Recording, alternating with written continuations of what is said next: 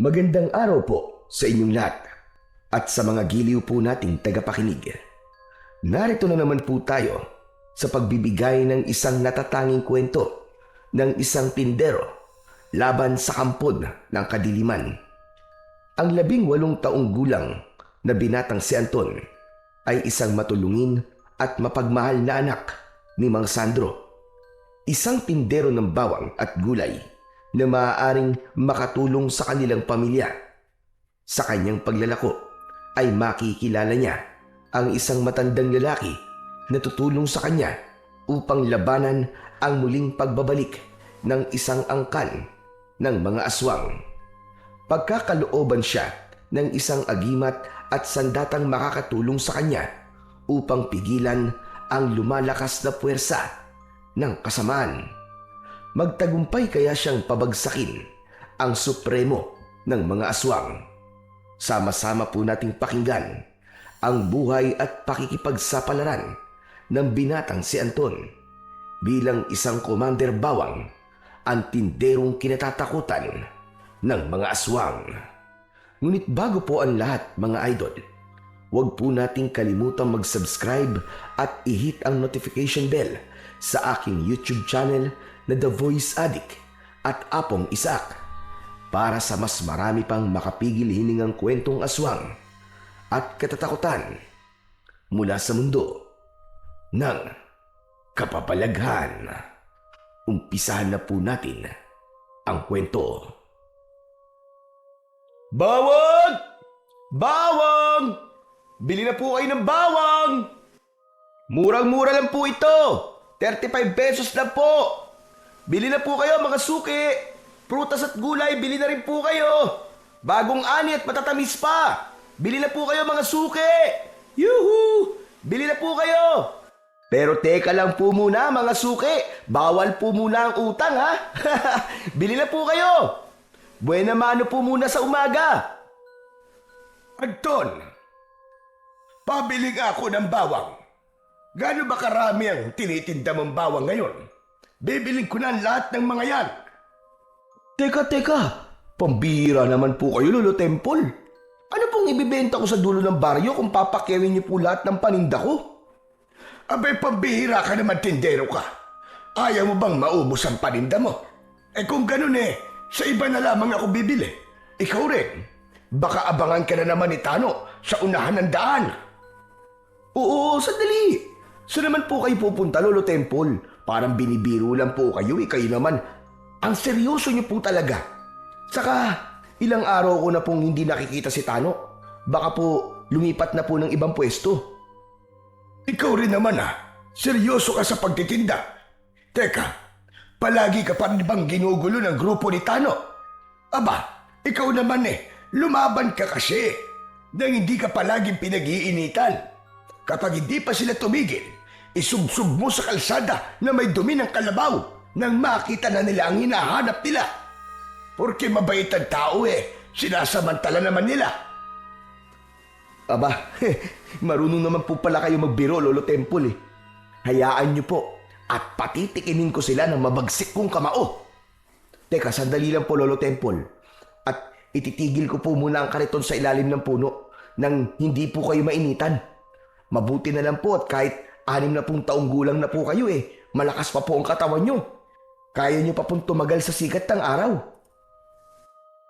Paano naman na hindi ako makakatagal sa sikat ng araw? Wala naman akong ibang maaasahang bumili ng bawang. Nag-iisa na lang ako sa buhay. Kaya kailangan ko talagang magtiis, Anton. Ang mabuti pa kaya maghintay ka lamang dito sa ilalim ng puno para hintayin ang mga suki mo nang hindi ka mapagod sa pagtutulak ng kariton mo. Huwag mong gagawin yung sinabi ko kanina Kung kaya mong umiwas sa gulo, abay umiwas ka. Mahirap kapag merong kagalit, mabigat sa dibdib at malas sa buhay. Lolo Temple, marami pong salamat sa pagpapaalala sa akin ng bagay na yan Umiiwas naman po ako sa gulo Kahit kung minsan nakakaranas na po ako ng pananakit nila. Hay nako, kung minsan talaga ang tukso ng kasamaan ay palaging nakadikit sa tao. Mahirap iwasan, kung minsan ay nananadya pa. Huwag po kayo mag-alala. Ayos lang po ako, Lolo. Isa pa nalilibang din naman po ako sa pagtitinde. Kapag nagtutulak po ako ng kariton, marami akong nakakalimutan ng mga problema. Ang mahalaga naman po masaya po ako sa ginagawa ko. Kahit minsan po hindi talaga naiiwasan na napapadaan ako sa mga lugar na masyadong liblib at walang katao-tao. Para po kasing nangingilabot ako kapag nararamdaman kong tila may nakasunod sa akin. Pero tumutuloy pa rin po ako sa pagtitinda para sa pamilya ko. Ang mahalaga po, meron akong benta sa isang araw. Nako, napakaswerte talaga ng mga magulang mo sa'yo, Anton. Mabait kang anak. Kung sa iba yan baka matagal nang sumuko. Masyado ko lamang pong mahal talaga ang mga magulang ko. Saka, kung titigil po ako sa pagtitinda, kawawa naman po mga kapatid kong umaasa sa akin. Magugutom po kami, isa pa. May sakit po si tatay, ganun din po si nanay.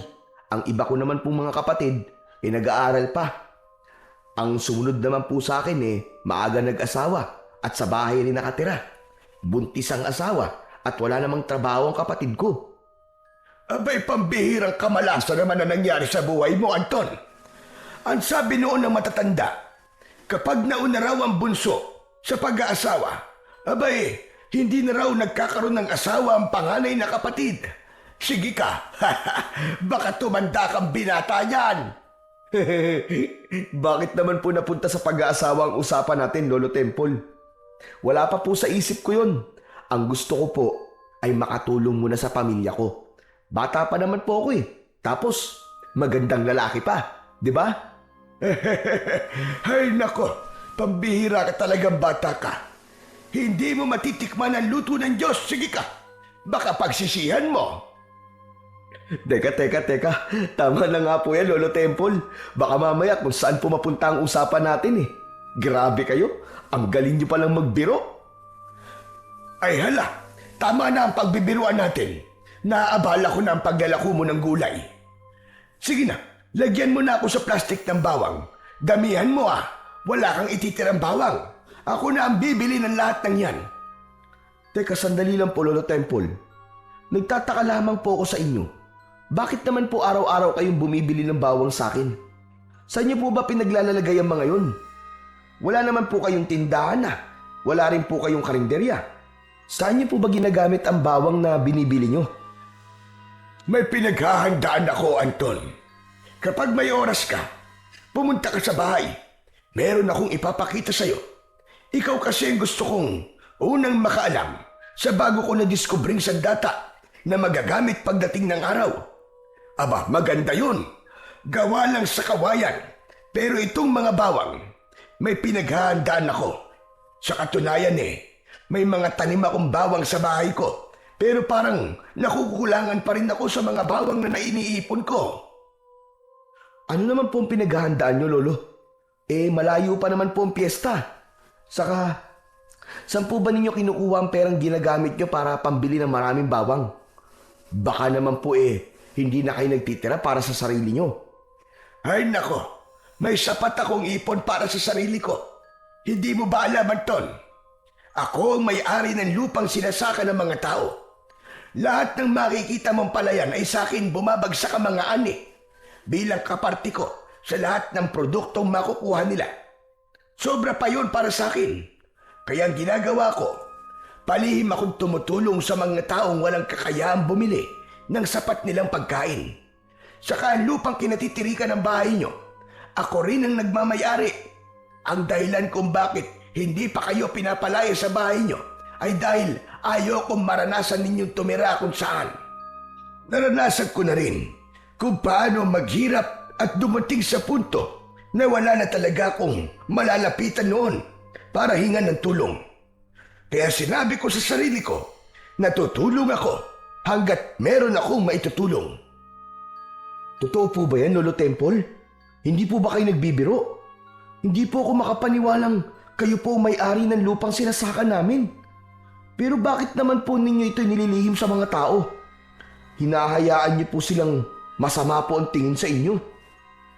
Sos, Hindi ko naman ikakamatay ang tingin ng ibang tao sa akin eh. Saka, mukha ba ako nagbibiro? Ito ang gusto ko. At tumulong nang walang hinihinging kapalit.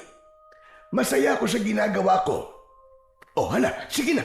Ilako mo na ang mga prutas mo at saka na lamang tayo magkwentuhan. Huwag mong ipagsasabi kahit kanino ang mga napag-usapan natin ha. Ikaw lang ang nakakalam ng sikreto ko.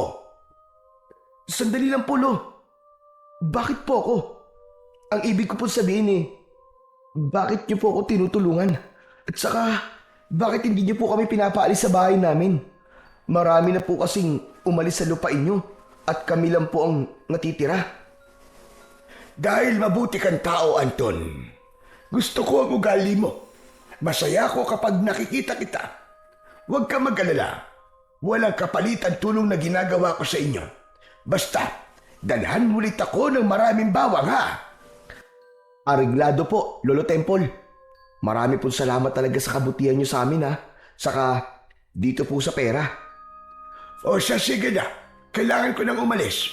Mag-iingat ka iyo. Basta, kapag wala kang ginagawa, pwede kang pumunta sa bahay ko. Opo, Lolo. Pupunta po ako sa bahay niyo. Gusto ko rin po makita ang itsura na sinasabi niyong baril na gawa sa kawayan.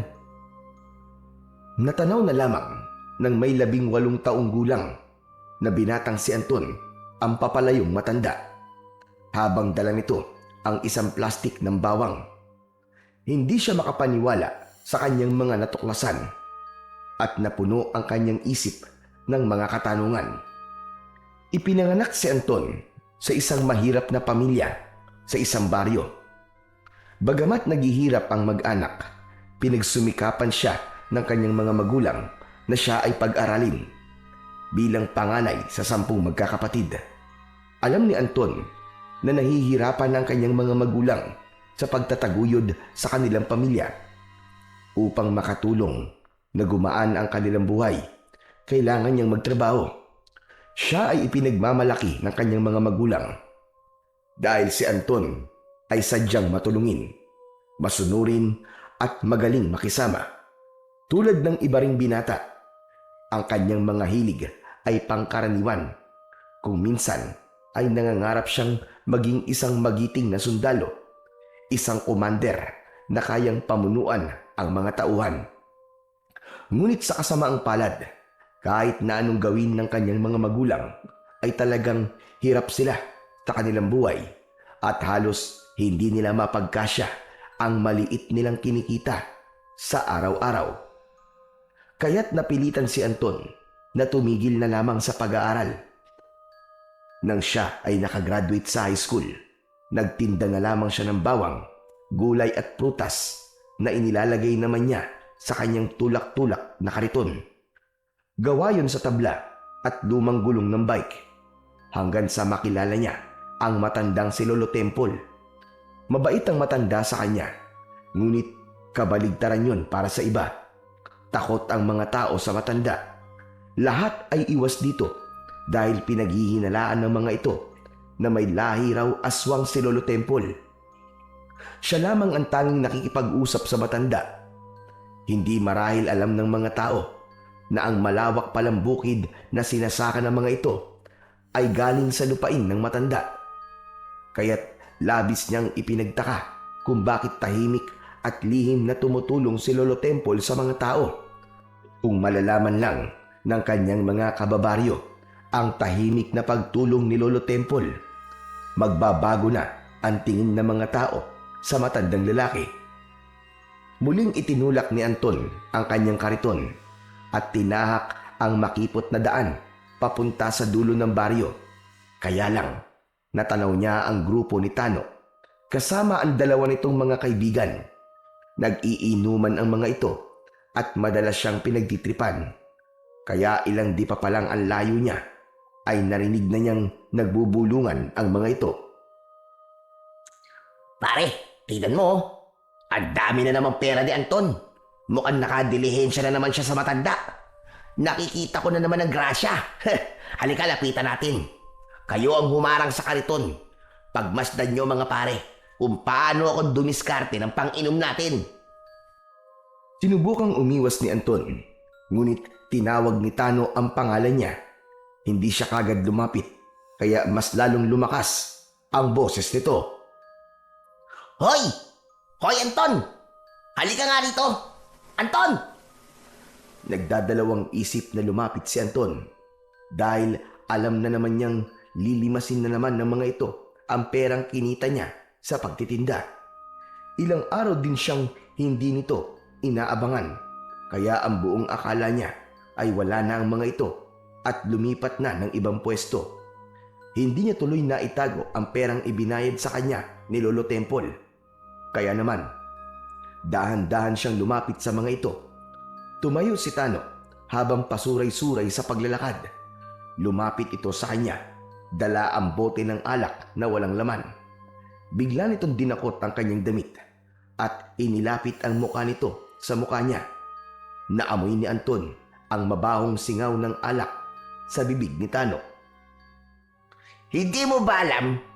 Lahat ng dumaraan sa daanan ito ay nagbibigay sa amin ng lagay. Matuto kang makisama kung ayaw mong guluhin ko ang paghahanap buhay mo.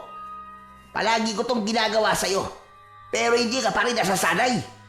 At kapag tinatawag kita, ang gusto ko, lalapit ka kagad dahil ayokong pinaghihintay ako. O ano? Nasaan ang pera? Ibigay mo sa akin. Ilabas mo! Ilabas mo yung pera! Akin na! Tano, wala pa nga akong pera eh. Dadalin ko pa nga to sa dulo eh. Bakit ba ako na lang lagi ang palagi niyong inaabangan? Siguro natatakot kayong humanap ng katapat niyo, no? 10 kapatid at tatay kong may sakit ang kailangan kong suportahan. Maawa naman kayo sa akin, no? Anong maawa-maawa sinasabi mo? Walang puwang sa akin ang awa. Pambihira. Hindi naman kita pamilya. Yung pera nasa na, dalian mo. Ibigay mo sa akin ang pera. Wala akong pambili ng alak ko. Wala pa nga akong pera, Tano. Ihatid ko pa nga to sa dulo ng baryo eh, para maging pera to. Bakit ba nagmamatigas ka pa? Ibigay mo na lang sa akin ang hinihingi ko nang hindi ka na masaktan. Hindi ako naniniwala sa'yo. Walang pera. Samantalang nakita kita kanina. Binayaran ka ng matandang yon. Binili niya ang lahat ng bawang na tinda mo. Pinaglololoko mo ba ako, ha? O gusto mong masaktan? Akin na ang pera! Wala nga akong pera, Tano. Bakit bang kulit-kulit mo? Kung mag-iinom kayo, maglaan kayo ng pera na galing sa pinaghirapan nyo. Hindi yung pinaghihirapan ng iba ang pinakikialaman nyo. Ang lalaki ng mga katawan nyo eh. Hindi kayo magtrabaho ng matino. Napag-iiwas ni Anton na mahawakan ni Tano ang kanyang bulsa, isang malakas na suntok ang dumapo sa kanyang muka. Kaya naman, napasubsob siya sa kanyang kariton. Naramdaman niya ang paglapat ng gulay na sitaw sa kanyang muka at natuluan yun ng dugong nang galing sa pumutok niyang labi. Hindi niya na yun maibibenta sa iba dahil nasira na. Tumalim ang kanyang mga mata at dahan-dahang muling tumayo sa kahinarap si Tano. Naramdaman niya ang pagdukot ng lalaki sa kanyang bulsa at kinuha ang perang kinita niya sa pagtitinda. Kasama ang perang nanggaling kay Lolo Temple. Hindi siya makapalag dahil pinalilibutan na rin siya ng dalawa nitong kasama. Mabuti na lamang at walang ibang taong naroon. Hindi siya lubos na mapapahiya kung sakaling hindi siya lalaban sa mga ito. Ayaw niyang maging duwag sa mata ng mga tao.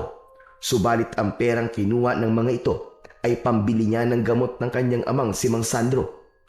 Pinunasan niya ang kanyang labi, saka naluluwang humarap sa grupo ni Tano. Nakikiusap siyang ibalik ng mga ito ang perang kinita niya. Ngunit maangas na nagsalita si Tano at galit na ipinakita ang perang nakuha sa bulsa ni Anton. Ano to, ha? Niloloko mo ba ako? Kailan ka pala tutong magtago ng pera sa akin, ha? Itinaas ni Tano ang perang nakuha nito sa bulsa ni Anton. Galit na galit ang mukha nito na muli siyang binigwasan ng suntok sa mukha. Naramdaman niya ang pamamanhid ng kanyang pisngi at muling napasubsob sa kanyang kariton. Habang nakadapa siya sa kariton, narinig ni Anton na inutusan ni Tano ang mga kasama nito na bugbugin siya Sige, turuan niyo ng leksyon yan. Hindi pwede sa akin ang nagmamatigas. Ako ang siga dito. Walang sino man ang susuway sa kagustuhan ko. Lalo na sa mga taong hindi marunong magbigay ng lagay. Naramdaman ni Anton ang pagtama ng hindi mabilang na suntok sa kanyang katawan at muka.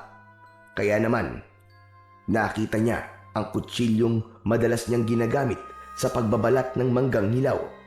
Dala ng galit sa madalas na pananakit ng mga ito sa kanya, dinampot niya yun at paikot na iwinasiwas ang kutsilyo sa mga ito. Nagulat si Tano sa pagpalag ni Anton, kaya't napaatras sa mga ito. Sa muling pag-ikot ni Anton, tinamaan ng kutsilyo sa dibdib si Tano. Bumulwak ang dugo nito sa stripe nitong damit. Pero kahit may tama ito, bumunot din ito ng balisong mula sa bewang nito. Nanginginig ang katawan ni Anton at napasandal sa puno, habang ang dalawang lalaking kasama ni Tano ay tumakbo at iniwan silang dalawa. Nabitiwan ni Anton ang kanyang kutsilyo at hinintay ang paglapit ni Tano. Kaya lang, sa dami ng dugong umaawas sa sugat nito, ay hindi na ito nakahakbang at bumagsak sa lupa ng nakadapa. Dala ng takot at labis na pagkabigla, napatakbo si Anton papalayo sa lugar na yon. Iniwan niya ang kanyang kariton. Wala siyang tiyak na pupuntahan. Naramdaman na lamang niyang tinatahak niya ang daan papunta sa bahay ni Lolo Temple. Halos mabingi siya sa lakas ng kabog ng kanyang dibdib habang naluluwa ang kanyang mga mata dahil sa hampas ng hangin sa kanyang muka. Diyos ko, sana naman po'y walang nangyaring masama kay Tano. Hindi ko po sinasadya. Saad sa sarili ni Anton habang siya ay tumatakbo. Natanaw niya ang luma at sirang kulungan ng baboy na nakatayo sa gitna ng kakawyan. Nagtago siya roon kahit masukal at maraming ligaw na damo ang bahaging yon. Nanginginig pa rin ng kanyang kamay dahil sa pag-aalala. Nakadikit sa kanyang palad ang dugo ni Tano. Napahagulgol ng iyak si Anton habang nakasiksik sa kulungan ng baboy. Takot na takot siyang nakasandal sa sementadong dingding habang yakap ang sariling katawan. Panay ang pagdadasal niya na sana ay walang mangyaring masama kay Tano. Pero sa dami ng dugo na nakita niya sa sugat ng lalaki, sigurado siyang manganganib ang buhay nito. Hanggang sa pagsapit ng gabi, hindi umalis sa lugar na yon si Anton. Hindi siya mapakali at halos hindi makahinga sa labis na pag-aalala. Ganun pala ang pakiramdam ng nakasaksak ng tao. Mabilis ang tibok ng puso at naninikip ang dibdib. Diyos ko, Diyos ko. Ayoko pong makulong. Paano na po ang pamilya ko? Paano na mga kapatid kong umaasa sa akin? Hindi dapat ako nagpadala sa galit ko kanina. Mali ang ginawa kong yun. Ni hindi na ininda ni Anton ang pasa at sugat sa kanyang katawan. Abala siya sa pag-aalala sa maaaring kalabasan ng ginawa niya. Mag-aalala ang kanyang mga magulang at sisikat siya sa kanilang baryo bilang isang mamamatay tao. Iniisip pa lang niya ay masyado na siyang natatakot dahil hindi yun ang pinangarap niyang mangyari sa buhay niya. Maya-maya pa ay napaunat sa pagkakaupo si Anton. Narinig niya ang boses ni Mang Alan. Galit na galit ang lalaki habang kausap ang mga lalaking kasama nito. Isang angkan ni Tano ang naghahanap sa kanya. Napasilip siya sa siwang ng lumang kulungan ng baboy at nakita nga niya ang ama ni Tano. Kasama nito ang mga kapatid ni Tano na sina Greg at Alex. Kasama rin ang dalawang lalaki na kainuman naman ni Tano kanina. Nagsumbong na ang mga ito kay Mang Alan at itinuro ng mga ito kung saan siya tumakbo. May mga dala itong itak at halata ang galit sa mga mata. Natuptop ni Anton ang sarili niyang bibig, saka muling nagtago sa masukal na kulungan. Hoy kayo!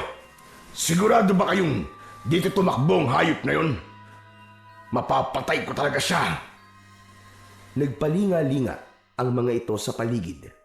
Kilala si Mang Alan bilang isang tahimik at mabait na ama ni Tano.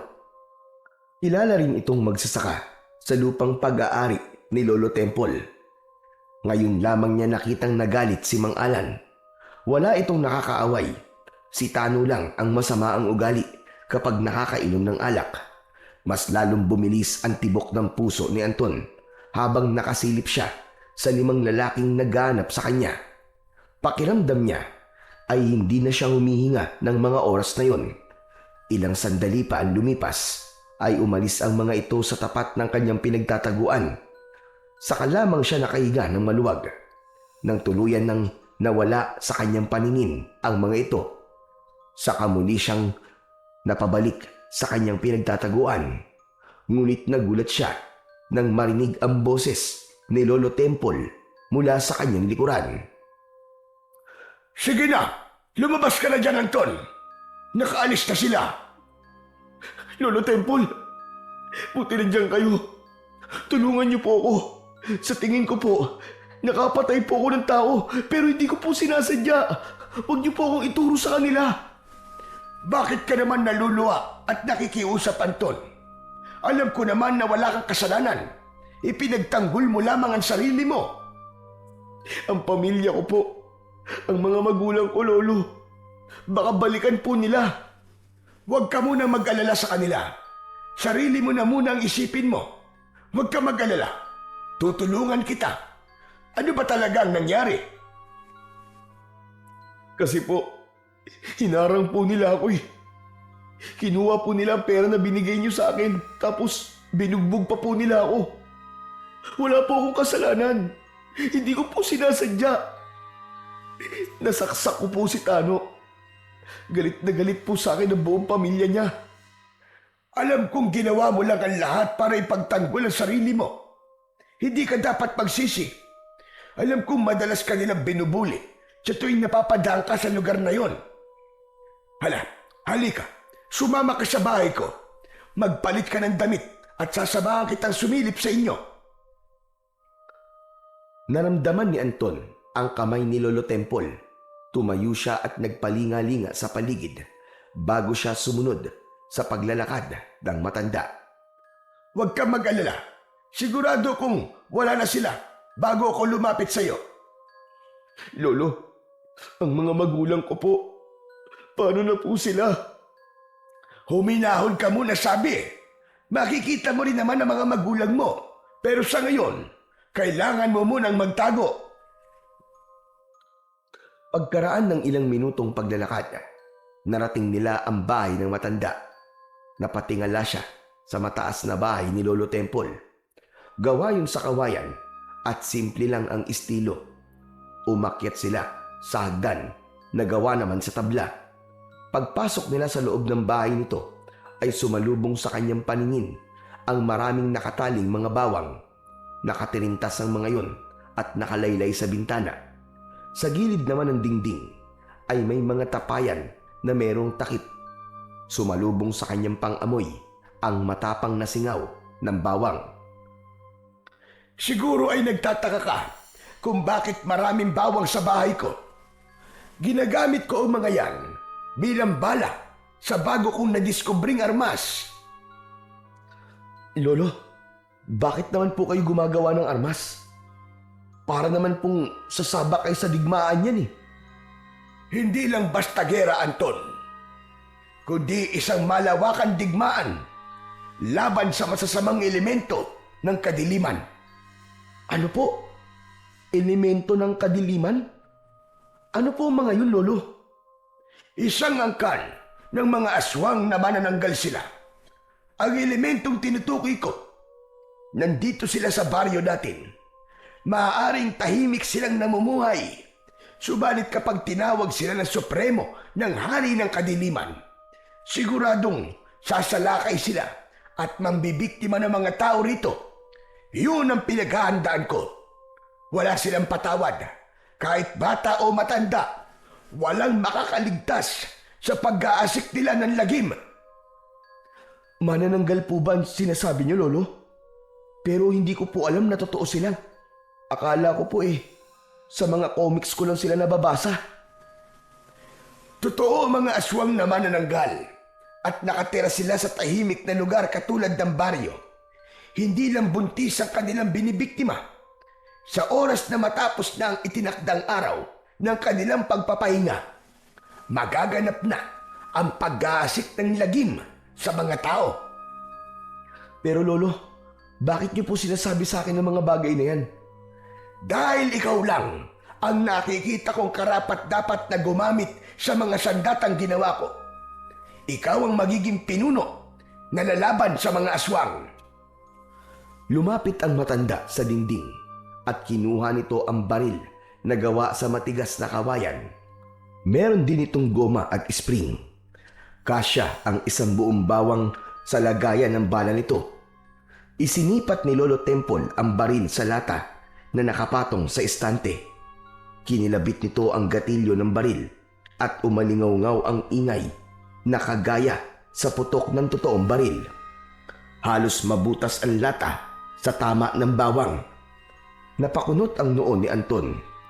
Maganda ang baril na gawa ni Lolo Temple at iniabot yun sa kanya. Hindi kita pipiliting tumulong sa akin, Anton.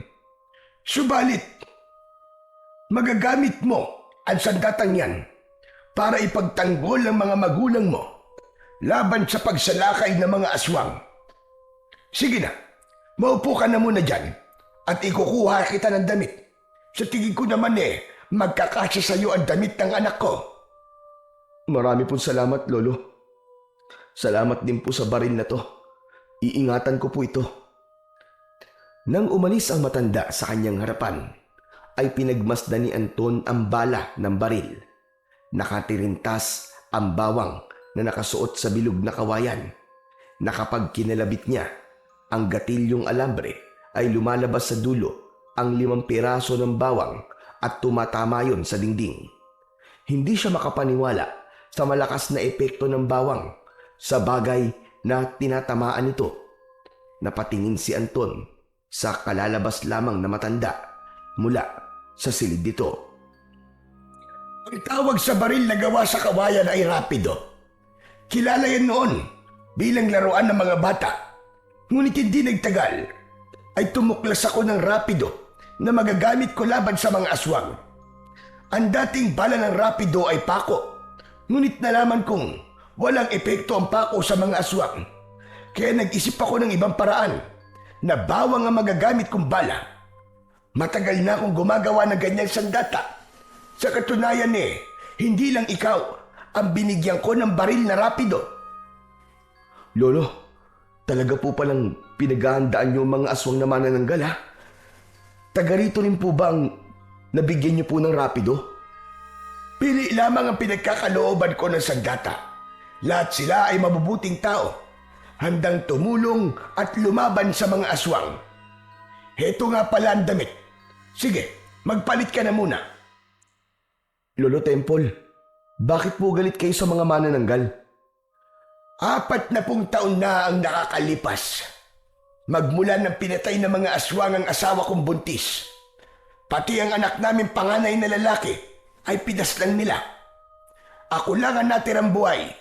Kaya siguro pinag-iisipan ako ng mga tao na aswang. Dahil madalas nila ako nakikitang gumagala sa kabi. Simula noon, ay hindi na ako nag-asawa pa. Natatakot ako na baka maulit ang pagsalakay nila at mawalan ulit ako ng mahal sa buhay. Kaya pinangako ko sa aking sarili na gagawin ko ang lahat para maubos ang lahi ng mga aswang. Pinaghandaan ko ng matagal ang pagbabalik nila. Papatayin ko silang lahat, Anton. Kaya po pala, ganun na lamang po ang galit niyo sa mga aswang. Habang nagbibihis ng damit si Anton, ay hindi na nagsalita ang matanda. Naupo na lamang ito sa tabi niya at nakatanaw sa labas ng bintana.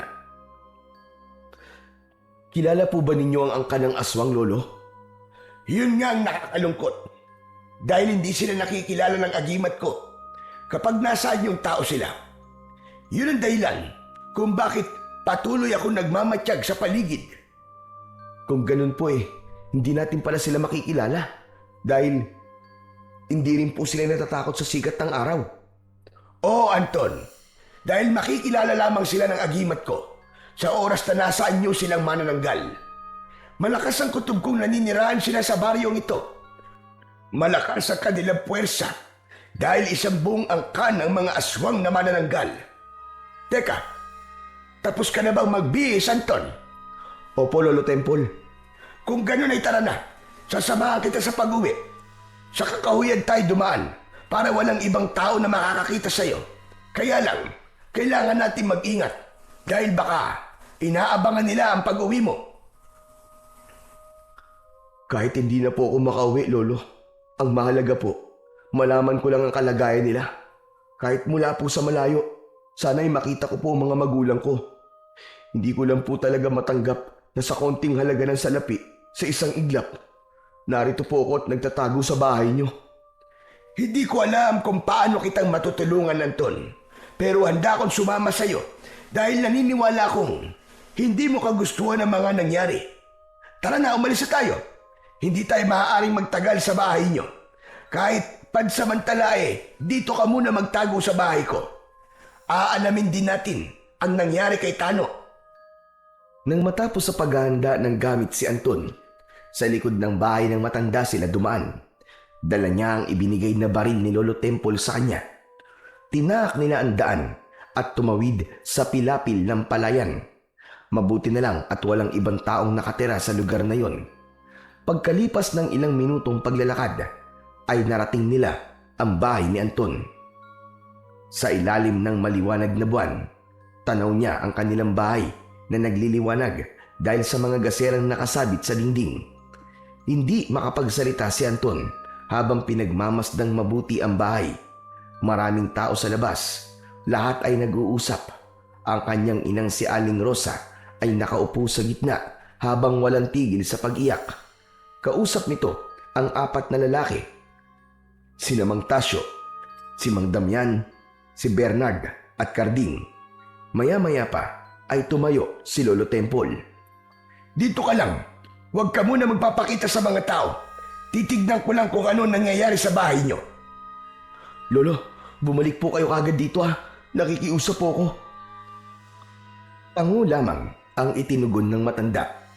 Saka kinuha sa kamay niya ang luma nitong gasera. Malaki ang hakbang ng paa na tinawid nito ang pilapil ng palayan, papunta sa kanilang bahay. Bumundol ang kaba sa kanyang dibdib nang makita ang kanyang mga kapatid na nakaupo sa mahabang bangko habang hindi nagsasalita. Katabi naman ito si Raul, nakasama ng kanyang ama sa pagbubukid. Ang kanyang ama na si Mang Sandro ay hindi niya nakikita. Gusto niya nang tumakbo para sana lumapit sa kinaroroonan ng mga ito. Ngunit sa kanyang pagtayo ay napansin niya ang grupo ni Mang Alan kasama ang 2 kapatid ni Tano. Nakakubli rin ang mga ito sa likod ng puno habang nakatingin sa bahay ni Anton. Nakuyom ni Anton ang kanyang kamao at ang baril sa kanyang kamay ay mahigpit niyang hinawakan. Nanginginig ang kanyang kamay at natatakot siya sa sasabihin ni Lolo Temple sa oras na makabalik ito sa kanya. Bigla na lamang lumapit si Mang Alan sa bahay ni Anton. Ilabas niyo ang walang yan yung anak! Sinaktan niya ang anak ko. Kaya nararapat lang na pagbayaran niya ang ginawa niya. Ilabas niyo si Anton! Dahil kung hindi, papatayin ko kayong lahat! Itinaas ni Mang Alan ang hawak nitong itak, saka itinutok sa mga taong nasa loob ng bahay ni Mang Sandro. Nagkagulo ang mga tao at kanya-kanya ng takbo. Hindi rin makapaniwala ang mga tao sa biglang pagpapakita ng masamang ugali ni Mang Alan. Dati naman itong tahimik, magbubukid at magiliw sa mga tao.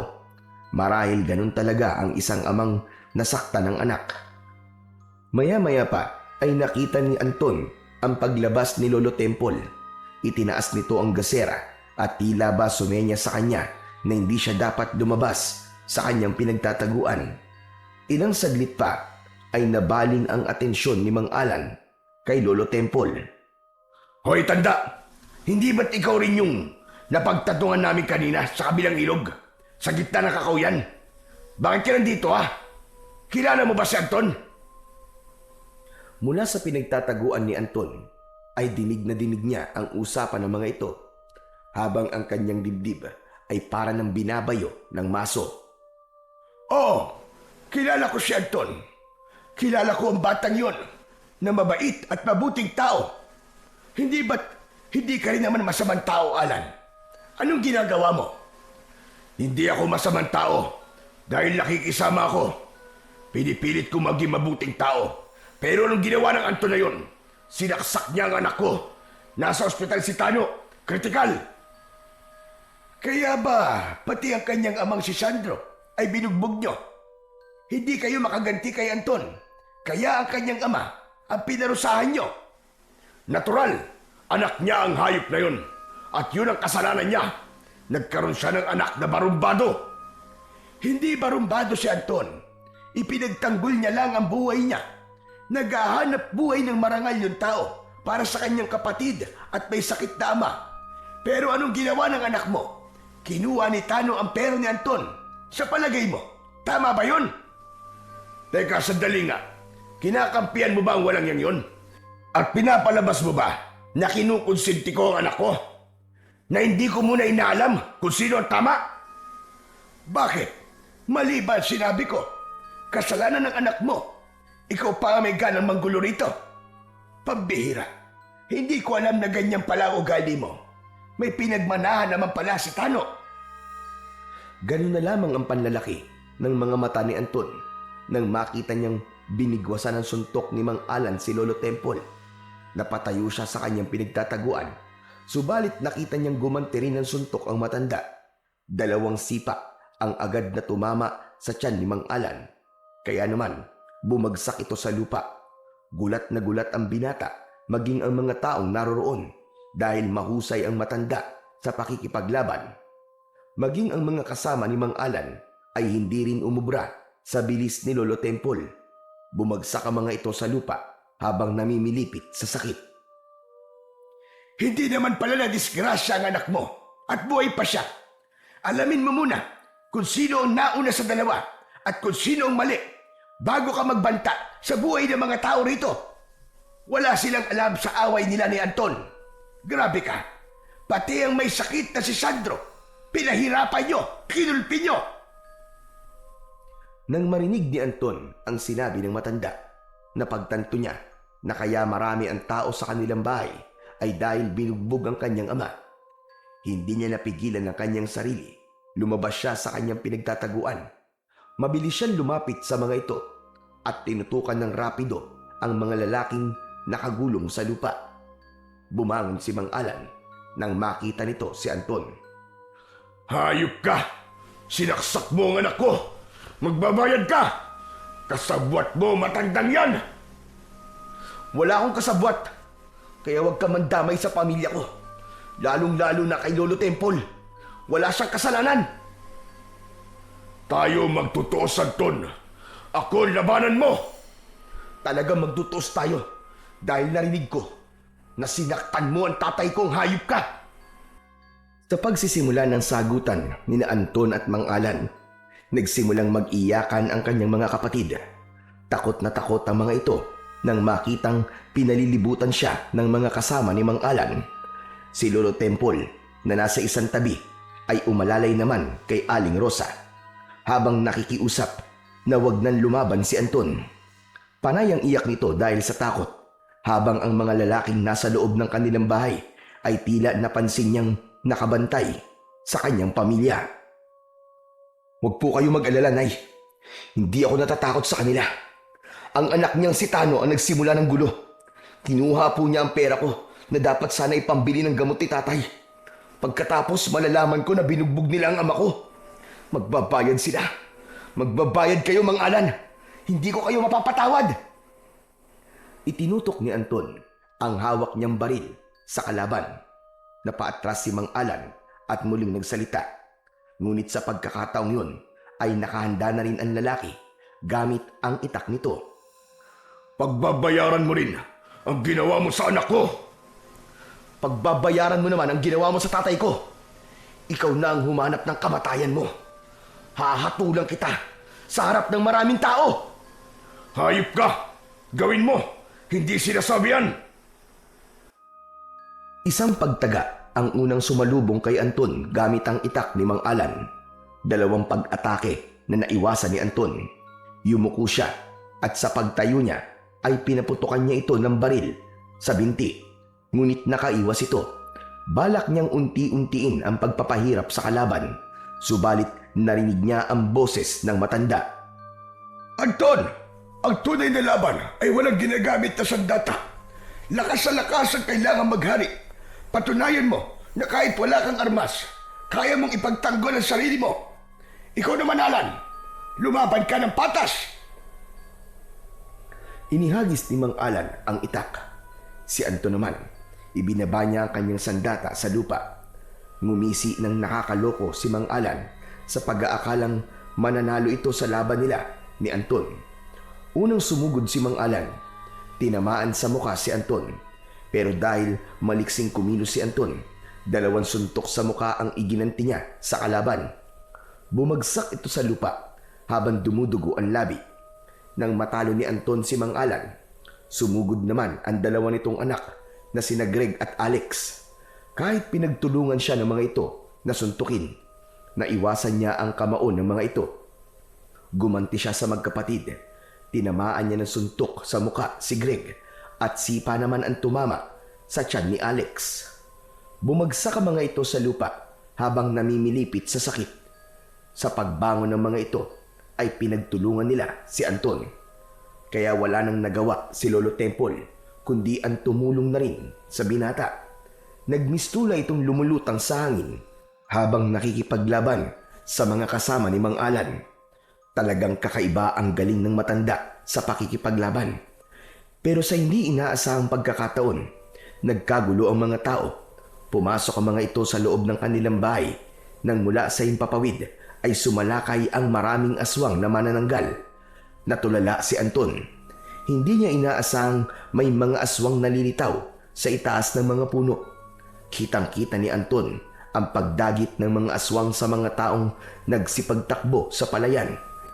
Tila nanonood siya sa mga ibon sa himpapawid na may dalang mga tao. Ano pang hinihintay mo, Anton? Damputin mo na ang baril! Sinasalakay tayo ng mga manananggal! Nagtago ang matanda sa bahay ni Anton kasama ang kanyang ina at mga kapatid. Nagsarado ang mga ito ng pintuan. Naiwan sa labas si Anton habang si Mang Alan at ang mga anak nito ay umalis sa lugar na yon para tumakas. Naiwan ang 2 kaibigan ni Tano. Dinagit ang mga ito ng aswang. Bumaon ang mahahabang kuko ng manananggal sa balikat ng mga ito at inilipad paitaas. Dinampot ni Anton ang kanyang sandatang baril at pinuntirya ang mukha ng aswang na nagbabantang lumapit sa kanya. Isang malakas na pag-alingaw-ngaw ng putok ng baril ang narinig sa buong palayan. Bumagsak ang manananggal sa lupa. Kitang-kita niyang nasunog ang katawan ng manananggal. Muli niyang sinipat ang mga aswang na nagkakagulo sa itaas ng mga puno. Pinipilit ng mga ito na buhati ng kanilang mga biktima. Itinaas niya ang kanyang baril at muling kinalabit ang gatilyo. Lumabas ang 5 butil ng bawang sa dulo ng baril. Tumama ang mga yon sa mukha ng 2 aswang. Bumagsak sa lupa ang mga ito. Habang nagkikikisay ang katawan, nilapitan niya ang 2 manananggal na nakahiga sa lupa. Ang kalahati ng katawan ng mga ito ay unti-unti nang nasusunog dahil sa bawang. Dahil sa pagkakapas lang ni Anton sa mga aswang, tumingala si Anton at muling nagpaputok ng baril. Kitang-kita niya ang tila anino ng ibon na lumilipad sa liwanag ng sikat ng bilog na buwan hanggang sa tuluyang maglaho ang mga yon. Saka lamang niya naalala ang kanyang pamilya. Pagpasok niya sa loob ng bahay ay tumambad sa kanyang paningin ang nakahigang si Mang Sandro. Tay! Diyos ko! Ano pong ginawa nila sa inyo? Hirap magsalita si Sandro, iho, dahil sa tinamong sugat niya sa muka. Pero gising siya at naririnig niya ang sinasabi mo. Tay, patawarin niyo po ako ha. Hindi ko naman po yun sinasadya eh. Ipinagtanggol ko lamang po ang buhay ko. Naramdaman ni Anton ang pagpisil ni Mang Sandro sa kanyang kamay na nakapatong sa katre nito. Kaya naman, nahawakan din ito ang baril na gawa sa kawayan at kahit hindi nito maimulat ang mga mata, ay alam niyang bakas sa mga mata nito ang pag-aalala at takot. Ang kanyang kapatid na may asawa ay napayakap ng mahigpit kay Anton. Ganon din ang mga kapatid niyang nag-iiyakan. Si Aling Rosa naman ay mabilis na naghanda ng kape para sa kanilang dalawa ni Lolo Temple. Nakita niyang nag-abot din ang matanda ng konting panggastos sa kanyang ina. Isang bagay na hindi niya maintindihan kung bakit mabait sa kanila ang matanda. Ngayong nakita nila ang gamit mong sandata, manganganib rin ang buhay mo, Anton. Ituturing ka nilang banta sa kanilang lahi. Hindi ko po naiintindihan, Lolo, kung bakit bigla na lamang sumalakay ang mga aswang. Hindi po kaya ito na po ang simula ng paghasik nila ng lagim sa mga tao? Tama ka. Kaya kailangan mo mag-ingat. Hindi pa yon ang totoong dami ng aswang na manananggal. Ang mabuti pa, gamitin mo ang agimat ko. Hinubad ni Lolo Temple ang suot nitong kwintas na gawa sa pinatuyong ugat ng bawang. Ito rin ang nagsuot sa kanyang leeg ng agimat. Hinawakan niya ang bagay na yon at nagtatakang napatingin sa matanda. Lolo Temple, tanong lang po, bakit po ang bait-bait niyo sa akin?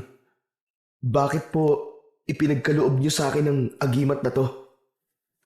Matanda na ako, Anton. Hindi na sapat ang lakas ko para sa agimat. Nakita kitang nakipaglaban kanina, kaya alam kong magagawa mo rin ang dating ginagawa ko noon. Kaya po ba mahusay kayo makipaglaban kanina dahil sa agimat? Ang lakas ko kanina ay hiram lang sa agimat na yan, Anton. Kaya magagamit mo yan para maprotektahan ka laban sa mga aswang. Nag-aalala po ako para sa pamilya ko. Kaya haharapin ko po ang kasalanan ko kay Tano. Hintayin mo na lang na makalabas siya ng ospital. Alam kong hindi maluba ang kanyang sugat. Pero kailangan maging handa pa rin sa maaaring kahinatnan ng kalagayan ni Tano. Natitiyak mo sa paggaling niya ay gaganti siya sa'yo. Kilala ko ang lalaking yun. Hindi niya palalampasin ang ginawa mo sa kanya.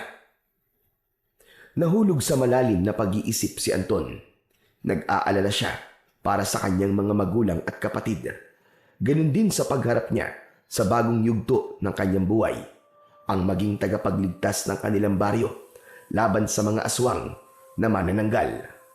Maya-maya lang ay nagpaalam na ang matanda sa kanila na uuwi muna ito sa bahay nito. Pero hindi pumayag si Anton na hindi ihatid ang matanda. Kaya naman, dala niya ang baril at lumang gasera ay sinamahan niya ito pauwi sa bahay nito. Ngunit pagsapit nila sa gitna ng kagubatan, ay naramdaman ni Anton na nag-iinit ang anting-anting na ibinigay sa kanya ni Lolo Temple. Kaya't tumigil siya sa paglalakad. Anton! Abay, bakit ka tumigil? Para po kasing nararamdaman kong may nilalang po na nakasunod sa atin. Paano mo nasabi? Nag-iinit po ang agimat ko.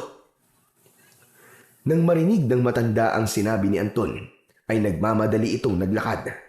Hinawakan nito ang braso niya. Halos kalad ka rin siya nito, makarating lang sa bahay nito.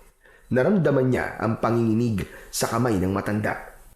Kaya pagkarating nila sa tapat ng bahay nito, ay agad silang pumasok sa loob ng bahay ni Lolo Temple. Lolo, bakit po? Ang pag-iinit ng agimat ay indikasyong nasa paligid lamang natin ang supremo ng aswang. Diyos ko, kahit alam ko na may panlaban na ako sa kanila, hindi ko pa rin maiwasan ang hindi mag-alala. Kung ganun po, minamatyagan niya po tayo? Tama ka, Anton. Sa ngayon, ligtas pa tayo sa lugar na to dahil sa proteksyong nakabalot sa bahay ko. Subalit kapag nakaharap na natin ang supremo, tanging ikaw lang ang makakapatay sa kanya. Hindi po ako natatakot sa kanila, Lolo. Mas nag-aalala po ako kung pati ang pamilya ko ay madadamay sa pagsalakay ng mga aswang na manananggal. Nang gabing yon, ay hindi na iniwan ni Anton ang matanda. Kumalat din sa buong baryo ang ginawang pagsalakay ng mga manananggal. Nagkagulo ang mga tao dahil marami ang nasawi sa pag-atake ng mga ito. Ang ibang mga tao na dinagit ng manananggal ay hindi na nakabalik pa sa kani-kanilang mga pamilya. Kaya naman, nagsagawa ng pagroronda sa gabi si Kapitan gamit ang mga pana na gawa sa kawayan. Lumipas ang ilang araw ay tumigil ang pamiminsala ng mga aswang sa baryo. Samantala, hinintay ni Anton ang pagharap nila ni Tano, ngunit hindi naman siya nito ipinatawag sa barangay. Si Mang Sandor naman ay tuluyan ng gumaling sa bugbog at pasa na inabot nito sa kamay ni Mang Alan. Muling nagpatuloy sa pagtitinda ng bawang at gulay si Anton. Akala niya ay hindi na siya guguluhin pa ni Tano. Ngunit nagkamali siya. Nakita niya itong nakikipag-inuman sa mga kaibigan nito. Nakaupo ito sa maliit na lamesa kasama ang dalawa nitong kapatid at bago nitong mga kaibigan. May benda ang dibdib nito na sinadya pang ipakita sa kanya. Bumundol ang kaba sa kanyang dibdib nang tumayo si Tano. Talagang wala kang kadala-dala, no? Iniisip mo siguro na hindi kita babalikan. Hindi ba sinabi kong huwag kang papasok sa teritoryo ko? Walang ibang mag-aahari sa lugar na to, kundi ako lang. Huwag mong ipagmalaking nakapatay ka ng mga aswang sa baryong to. Baka nakakalimutan mong may utang ka pa na dapat pagbayaran sa akin. Magpasalamat ka at hindi kita ipinahuli sa mga pulis. Wala akong utang na dapat pagbayaran sa inyo, Tano. Kayo ang may utang sa akin dahil kinuha niyo ang pera na dapat sana'y pambili ko ng gamot ng tatay ko. Kaya umayos ka. Pera na ipinagmamalaki mo, kulang pang pambili sa gamot ko sa ospital yon. Kasalanan mo yun dahil lang gulo kayo. Magpasalamat ka at buhay ka pa hanggang ngayon. Imbis na ako ang abangan mo, bakit hindi na lang ang mga aswang na pumatay sa mga kaibigan mo ang guluhin mo? Inuutusan mo ba ako? Mayabang ka na. Papalag ka ba, ha? Dahil sa pangaharang ni Tano, ay umagaw yun sa atensyon ng maraming tao. Sa pagkakataong yun, ay saksi ang mga ito na si Tano ang nagsimula ng gulo, habang ang apat na lalaki sa likod ni Tano ay nagsimula ng humugot ng balisong sa bewang ng mga ito. Dumampot rin si Anton ng kutsilyo. Umalingaw-ngaw ang sigawan sa paligid ni Anton, habang abala siya sa pag-iwas sa kutsilyong hawak ni Tano. Tila lumulutang siya sa hangin na gumanti ng pagsaksak sa mga ito, para siyang kidlat na agad niyang nasugatan si Tano. Mabilis nitong tinakluban ng palad ang sugat nito sa braso. Sinundan pa niya yon ng isang malakas na pagsuntok sa mukha ni Tano. Bumagsak ito sa lupa, kaya naman umatake rin sa kanya ang kapatid nitong sina Greg at Alex. Ngunit sinalubong niya ang mga ito ng kanyang sipa na tumama naman sa mukha ng magkapatid. Bumagsak ang mga ito sa lupa habang namimilipit sa sakit. Akma na sanang lalapitan ni Anton ang mga kalaban nang biglang dumating si Mang Alan. Umawat ito sa kanila at walang imik na hinila ang anak papalayo kay Anton. Tano, tama na! Tama na, tumigil ka na! Pambihira ka! Nagsisimula ka na naman ng gulo. Halika na! Umalis na tayo rito. Pambihira ka talaga, lalaki ka, oo. Nakakahiya ka na! Bitiwan niyo po ang kamay ko, tay! Gaganti ako sa hayop na yan! Tama na! Tumigil ka na!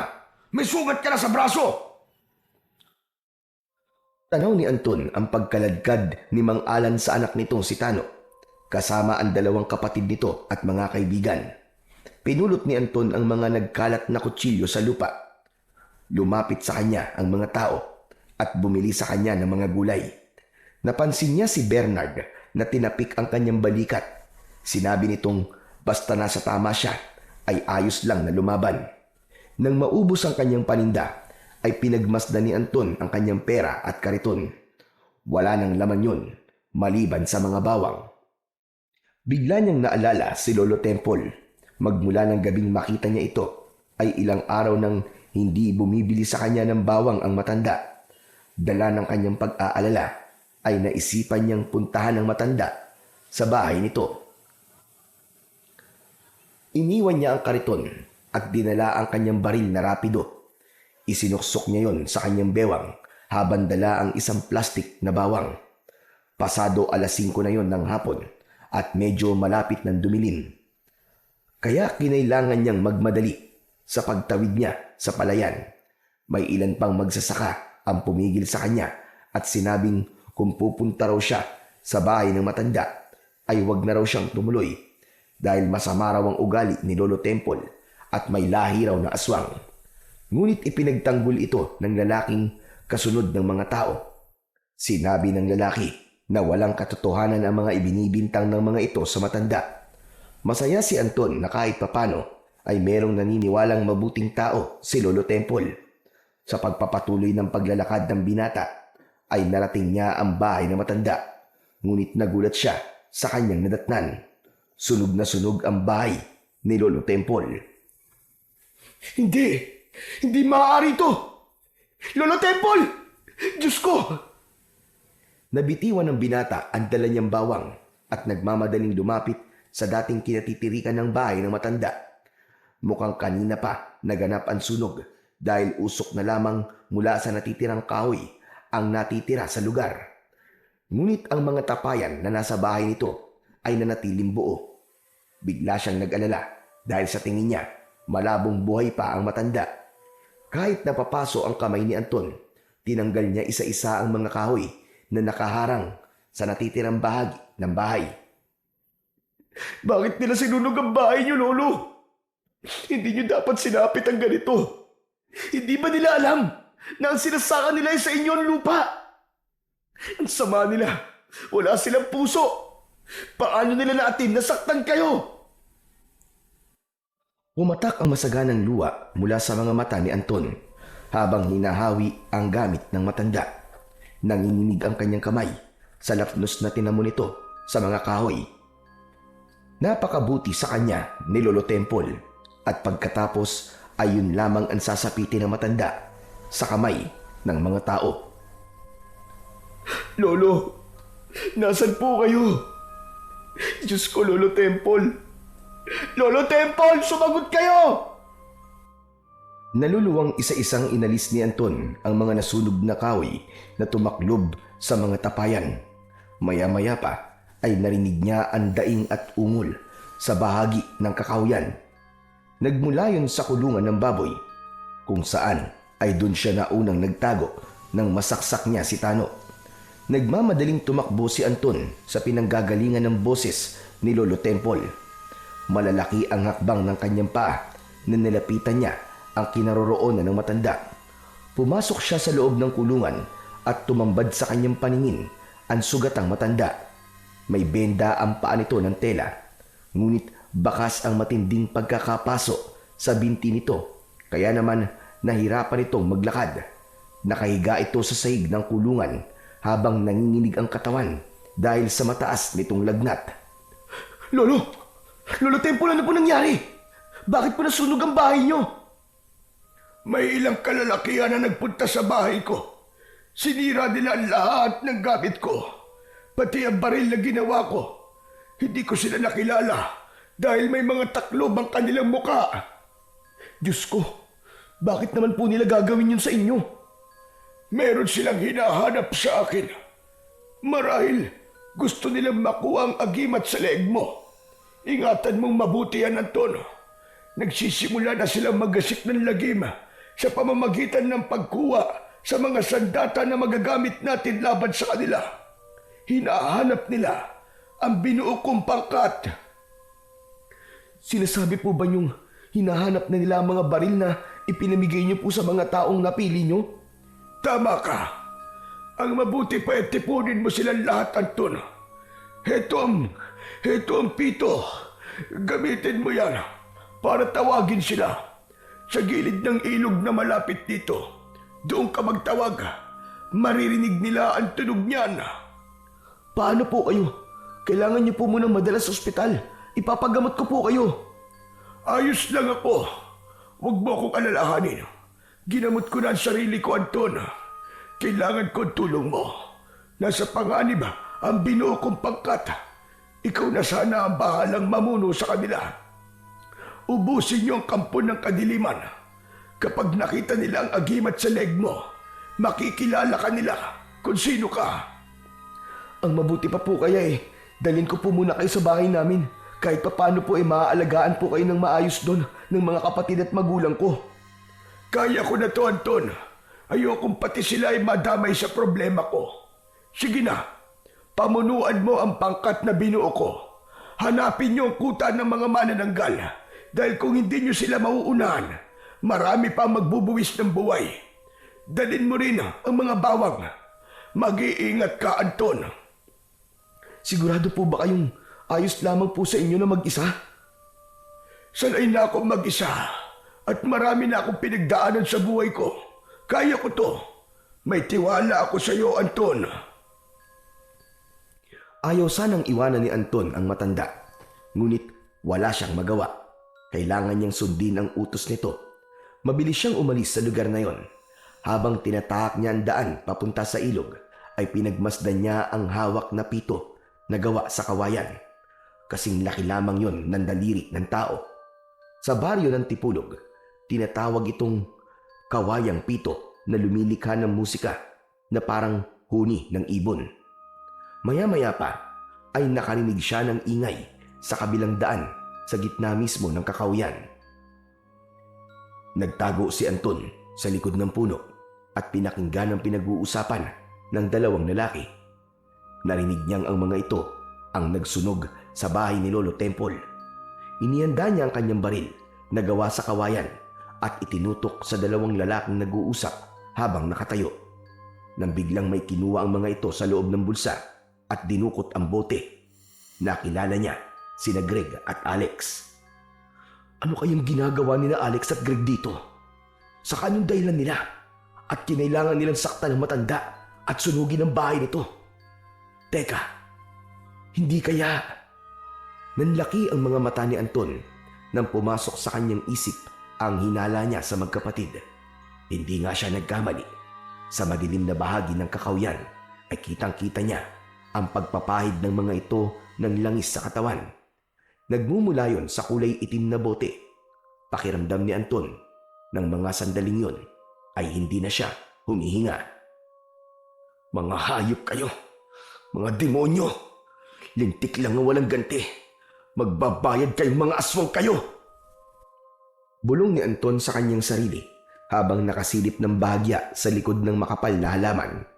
Pilit niyang inaaninaw ang mga ito sa madilim na bahagi ng kakawyan.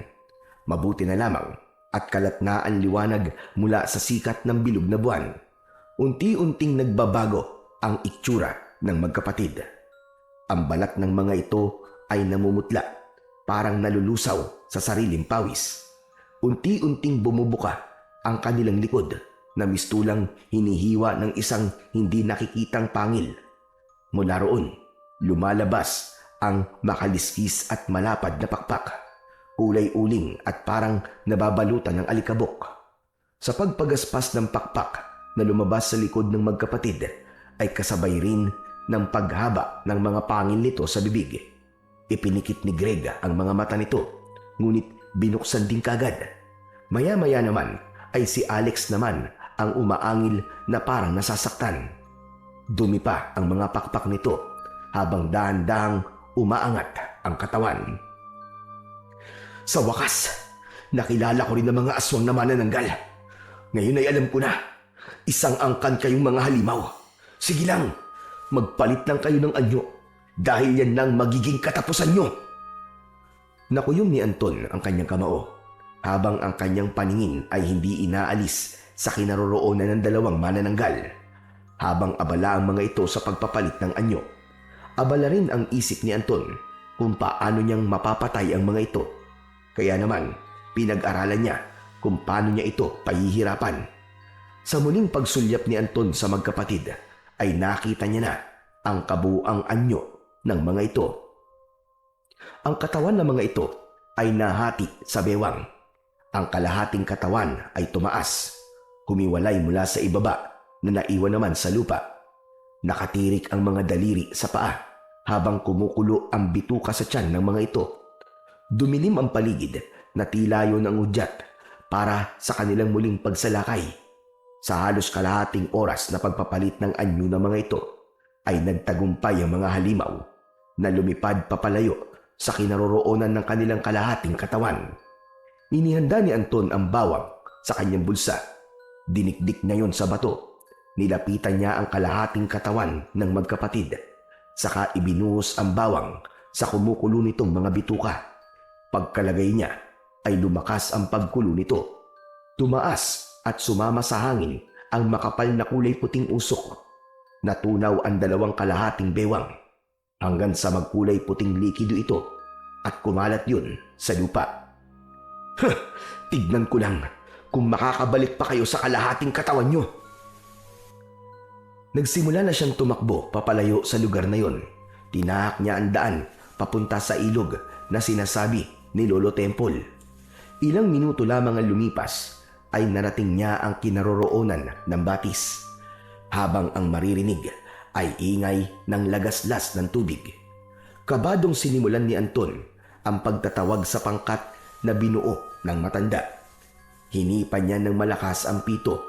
Umalingaw-ngaw ang tunog nito sa katahimikan ng kagubatan. Tumagal ng halos 5 minuto ang kanyang pagpapatunog sa pito. Maya-maya pa ay lumitaw mula sa puno ng mga kawayan ang 2 lalaki na nauna niya nang nakita sa labanan nila ni Tano. Sunod ay ang paglitaw ng 2 panlalaki na nakita niyang nagtatanim ng palay sa bukid ng matanda. Pagkaraan ng ilang minuto ay lumitaw mula sa kakahuyan ang kanyang amang si Mang Sandro. Kasama nito ang isa pang lalaki na tumapik sa kanyang balikat. Nanlalaki ang kanyang mga mata habang nakatitig sa kanyang ama. Kaya pala mabait sa kanyang matanda dahil matagal na nitong kilala si Mang Sandro. At hindi siya makapaniwala na kabilang ito sa pangkat na binuo ni Lolo Temple. Ganun din ang mga lalaki na nakita niyang palaging kasama ng kanyang ama. Kaya pala nakita niya rin ang mga ito sa kanilang bahay. Lahat sila ay naglagay ng nakakuyom na kamao sa dibdib. Iniyuko ang ulo at sabay-sabay na nagsalita. Magandang gabi, Commander Bawang. Masaya po kaming malaman na ikaw ang bago namin pinuno. Teka, ano? Commander Bawang ang tawag niyo sa akin, Tay? Ano pong ibig sabihin ito? Anak, pasensya ka na kung inilihim namin ni Tatay Temple ang buong katotohanan tungkol sa aming misyon. Isa kaming mga mandirigma na sinanay niya sa laban sa isang angkan ng pamilyang namumuno sa mga aswang na manananggal. Kung hindi niya kami binuo, walang maglalakas ng loob na kumalaban sa mga aswang. Lahat kami ay may kanya-kanyang armas tulad ng sayo. Subalit kahit anak kita at ako ang ama mo, sa pangkat na to, ikaw ang susundin namin sa ngalan ni Tatay Temple na siyang pumili sa iyo bilang bago naming commander. Ay, hindi po yun ang ibig kong sabihin eh. Kailangan po ba talagang kasama ko kayo? Kung sinanay po kayo para makipaglaban, bakit wala man lang po kayong ginawa para ipagtanggol ang sarili niyo laban sa pamilya ni Mang Alan? Nagpabugbog pa kayo. Isa pa, hindi po ba't may sakit kayo? Kasama sa aking pagpapanggap ang magpabaya sa pambubugbog ng kalaban. Ang pagtawag mo sa pangkat sa pamamagitan ng tunog ng pito ay nangangahulugang pinaghahanap na kami ng mga tauhan ni Supremo. Yun ang aming palatandaan sa pagsisimula ng misyon. Matagal silang nanahimik. Kaya ngayong nagsimula na silang maggasik ng lagim, nasa tamang pagkakataon tayo para umatake. Pero Tay, intindihin niyo naman po ang sinasabi ko sa inyo. Pasensya na, Commander.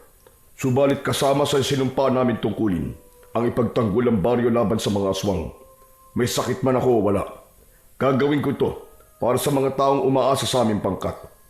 Hindi mo na kita tatawaging anak, Commander, sapagkat may respeto kami sa matandang nagbigay sa amin ng pagtitiwala at bahay na masisilungan. Mabuti ang kanyang hangarin, kaya nararapat lang na suklian din natin ang kabutihan at pagmamalasakit niya sa ating pamilya. Wala nang nagawa si Anton dahil yun ang utos ng matanda. Kumilos ang mga kasama ni Mang Sandro na parang mga tunay na sundalo. Maging ang paglalagay ng bala sa rapido o baril na gawa sa kawayan ay talagang pinag-aralan ng mga ito. Nang maihanda ang kanilang mga gagamitin, ay nagsimulang magplano ang grupo sa pamamagitan ni Anton. Kinilimutan muna niyang kasama niya ang kanyang ama Makinig kayo mabuti mga kasama. May dalawa na akong manananggal na nilagyan ng bawang sa bewang. Magkapatid sila at anak ni Mang Alan. Malakas ang kutob kong kasapi ang kanilang pamilya sa angkan ng mga aswang. Ikaw, Damian at Bernard, kayo ang magbabantay sa magkapatid. Alam kong babalikan nila ang kalahati ng kanilang katawan. Gawin niyo ang lahat para hindi kayo mapahamak. Kayo naman, Mang Tasyo at Tatay, sasama po kayo sa akin. Hahanapin natin ang kuta ng mga manananggal.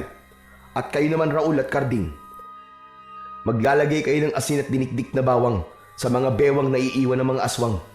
Nakaiwalay kayo sa amin para kung sakaling mahuli kami, ay meron kaming maaasahang tulong mula sa inyo.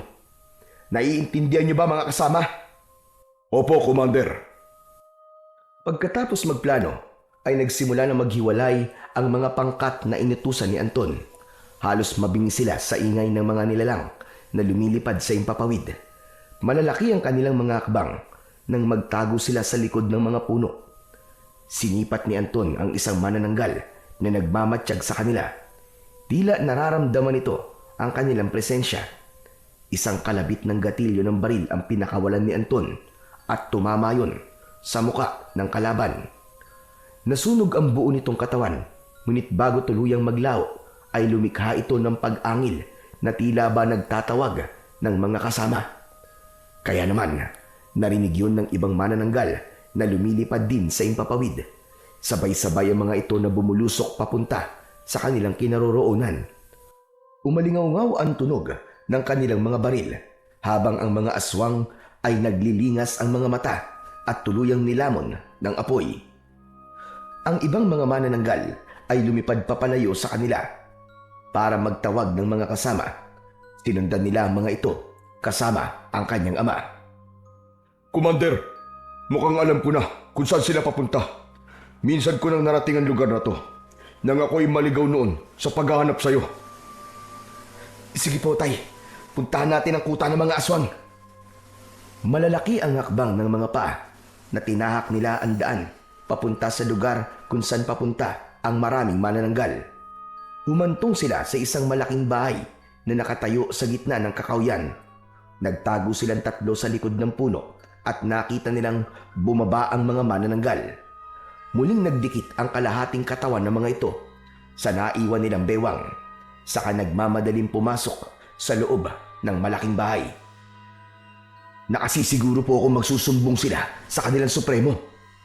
Sa palagay ko, ngayon sila nagplanong sumalakay. Magsasalita pa sana si Anton, ngunit narinig nila ang boses ni Mang Alan. Lumabas sa mga ito sa bahay, kasama ang mga alagad nito. Bakit nyo hinayaang makita kayo?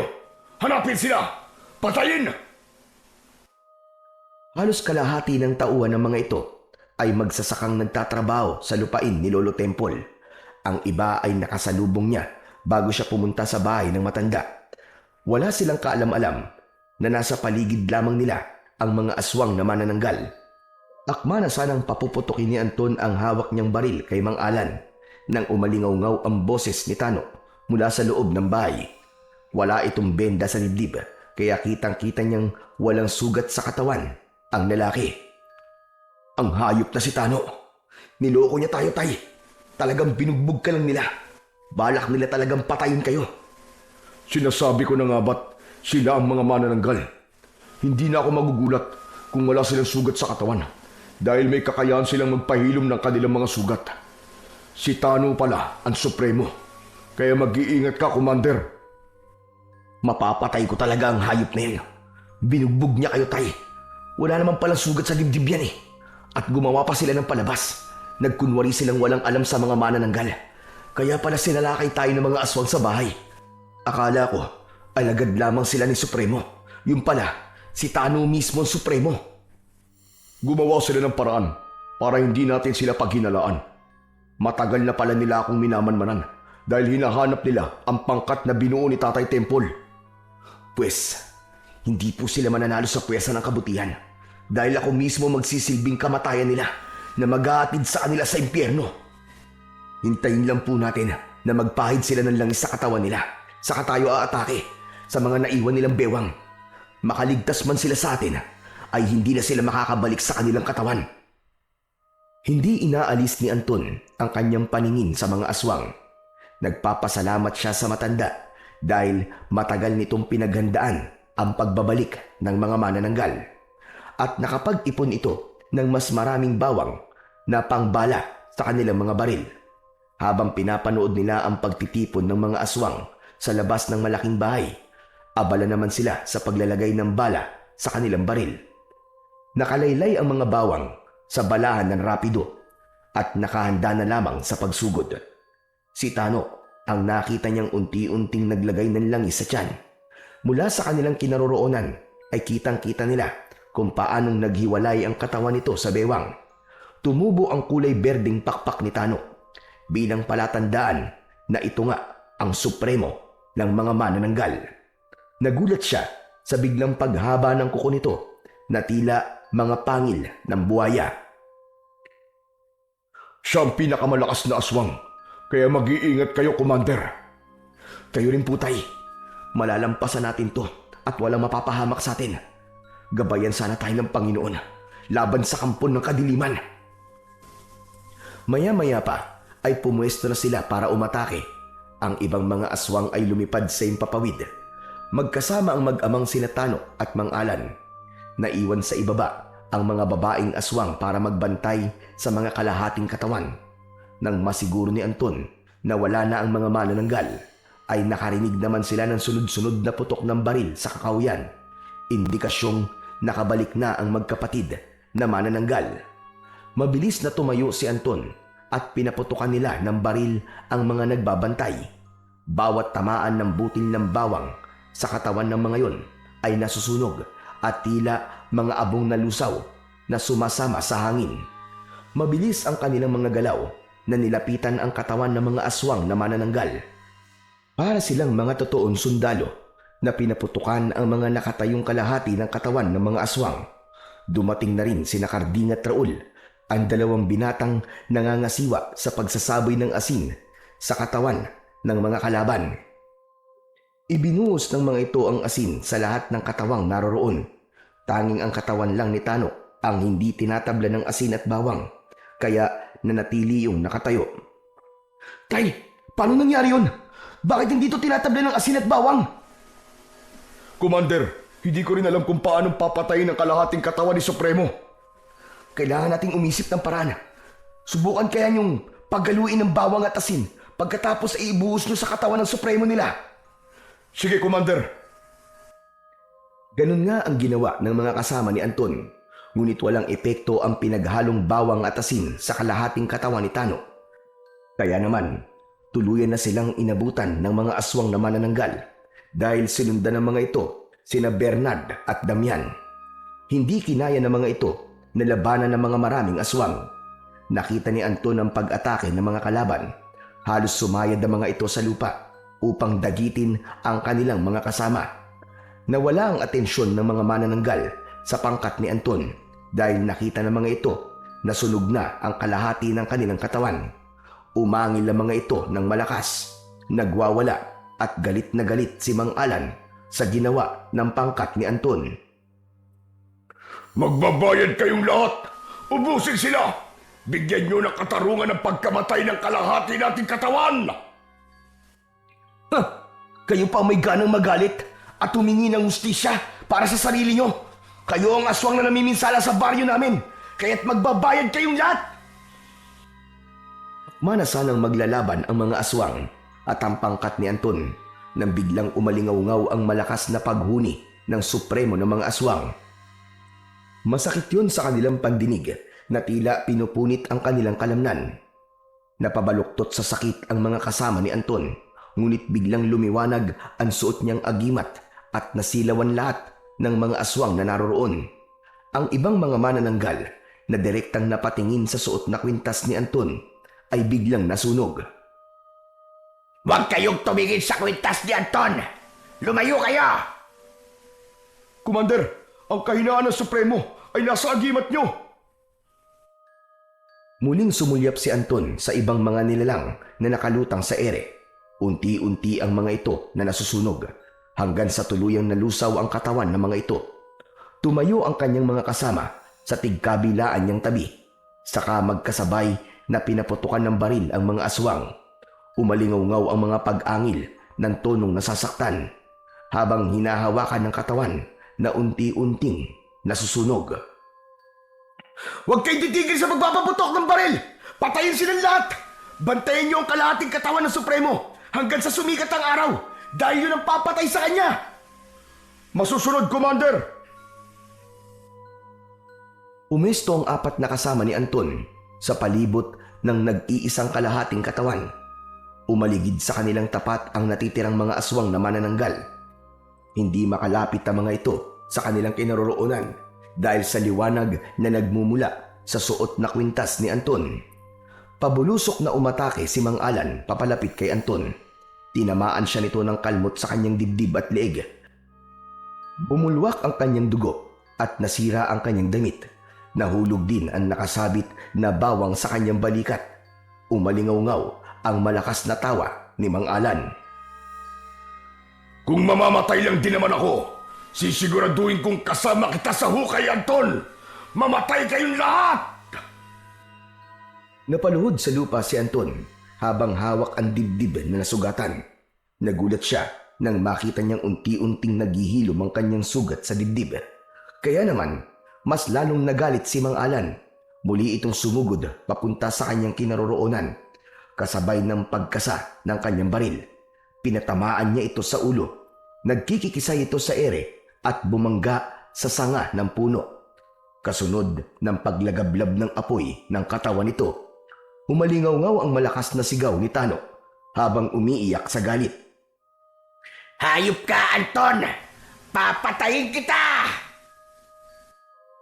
Tila napansin ni Tano na wala na rin ang mga kapatid at nanay nito. Kaya naman, nagwala ito sa gilid at lumipad ng paikot sa kanilang tapat. Wala na sila! Wala na ang pamilya mo kasama ng mga alagad mo! Ikaw na lang ang natitira. Kaya harapin mo na ang katapusan mo! Demonyo ka! Dala ng matinding galit, umikot si Tano sa ere at dinagit nito si Mang Sandro na nakatayo sa likuran ni Anton. Hindi niya nahawakan ng kanyang ama pero agad na nagpaputok ng baril si Mang Tasyo at ang kasamahan nila. Tinamaan si Tano sa muka kaya naman nabitiwan ito si Mang Sandro. Kasunod ng pagtakas ni Tano, papalayo sa kanila. Kahit marami ang tumama na bawang sa katawan nito, ay hindi ito tinatablan. Bantayan niyo ang kalahating katawan ni Tano. Alam kong babalik siya. Hihintayin natin sumikat ang araw. Nag-aalala ko sa mga kapatid at nanay mo. Paano kung sila naman ang atakihin ni Tano at gawing biyag kapalit ng kanyang kalahating katawan? Natigilan si Anton. Bakit hindi nga niya naisip ang kalagayan ng kanyang mga kapatid at nanay? Tay, magpasama po kayo kay Mantasyo. Puntahan niyo po si nanay at ang mga kapatid ko. Pero paano ka? Kaya ko na po to, Tay. Mag-iingat ka, anak. Pagkatapos magpaalam ni Mang Sandro, ay tumakbo na ito papalayo kasama si Mang Tasyo. Isang malakas na pagaspas ng pakpak ang narinig nilang lumipad sa impapawid. At gano'n na lamang ang panlalaki ng kanyang mga mata nang makitang bihag ni Tano si Lolo Temple. Nakapikit ang matanda, halatang nangihina, bumundol ang kaba sa kanyang dibdib. Lolo, ayos lang ba kayo? Sumagot kayo, Lolo Temple! Ayos lang ba kayo? Habang nakalutang ang mga ito sa ere, ay nakalaylay naman ang katawan ni Lolo Temple. Nagmulat ng mga mata ang matanda habang nangihina pa rin ang katawan. Huwag mo akong alalahanin, Anton! Gawin mo ang sinasabi ko! Pero Lo, paano po kayo? Tama na ang satsat. Ibigay niyo sa akin ang kalahati ng katawan ko at pakakawalan ko ang matandang ito. Huwag mo akong alalahanin, Anton! Hubarin mo ang agimat mo at ilagay mo sa kumukulo niyang bituka! Bilisan mo, iho! Hindi! Hindi! Huwag mong gagawin yan! Hayop na matanda ka! Papatayin kita! Gamit ang matutulis nitong kuko, sinaksak ni Tano ang leeg ng matanda. Naluluhang tumakbo si Anton papunta sa kalahating katawan ni Tano at hinubad niya ang kanyang agimat. Sa kanya inilagay sa putol na katawan ng manananggal. mabilis na natunaw ang katawan ng Supremo. Kaya naman, umalingaw-ngaw ang malakas nitong sigaw sa buong kagubatan. Kasunod ng pagbagsak ni Lolo Temple sa lupa, bumulwak ang dugo nito sa leeg. Nang sulyapan nito ni Anton, ay mabilis niyang binaril si Tano gamit ang kanyang rapido. Tinamaan ito sa dibdib, kasabay ng pagkikikisay ng katawan nito. Nasunog ang katawan ni Tano at sumama ang abo sa hangin. Mabilis na tumakbo si Anton papalapit sa kinaroroonan ni Lolo Temple. Sakto rin ng pagdating ni Mang Tasyo at Mang Sandro, kasama ang mga tanod at taong bayan. Kinalong ni Anton ng matanda habang nahihirapang huminga dahil sa sugat nito sa leeg. Lo, huwag po kayong bibitiw. Nakikiusap ako. Lumaban kayo, Lo. Kaya niyo yan. Nagawa ko na ang matagal ko nang pinapangarap. Ang mapatay ang Supremo. Opo, Lo. Dahil po yun sa inyo. Kaya nagtagumpay po kami. Pinalibutan sila ng mga tao na napapaluwa dahil sa nangyari sa matanda. Nalaman ng mga ito ang kabutihang ginawa ni Lolo Temple. Kaya napuno ng iyakan ang buong kagubatan. Pero si Anton, umisip siya ng paraan kung paanong maililigtas si Lolo Temple. Tumayo siya at binalikan ng natunaw na kalahating katawan ng Supremo. Kinuha niya ang agimat at pinagmasdan. Nasaksiyan ko kung paano mo ko iniligtas kanina. May kakayahan ng kwintas na magpagaling sa sugat. Kaya naman, ito ang gagamitin ko kay Lolo Temple. Mabilis na lumapit si Anton sa kinaroroonan ng nakahigang matanda. Lumuhod siya at isinuot sa leeg nito ang agimat. Anong ginagawa mo, anak? Tawagin mo siya Commander Sandro. Magaling ang naisip niya.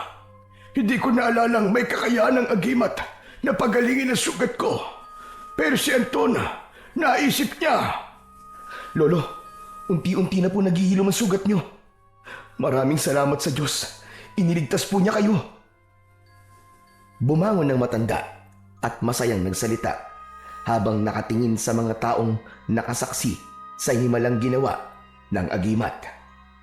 Ang agimat ko ay may kakayahang magpagaling ng sugat na likha ng mga aswang.